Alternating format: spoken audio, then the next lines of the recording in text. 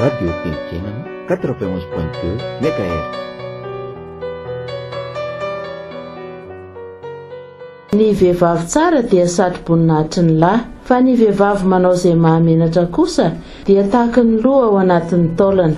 Ohabolana 12 ny andinin'ny 14. Ny radio teny fiainana, ny talesy ny mpiara-miasa rehetra dia faly miarahaba ny vehivavy tsirairay avy na tratra ty andro valy martsa ity. Ny fiadanan'ny tompo omba sy tantana anareo vehivavy rehetra, ary indrindra amin'izao fotoan-tsarotra andalovan'ny firenena izao dia ny tompo Jesosy no anakinana ny ankohonana ny adidy aman'andraikitra hoentina hampandrosoana ity firenena ity. Dia manonona ny fiadanan'ny tompo izahay ho an'ny vehivavy rehetra tsy hakanavaka. Radio Tentenana 91.2 MHz.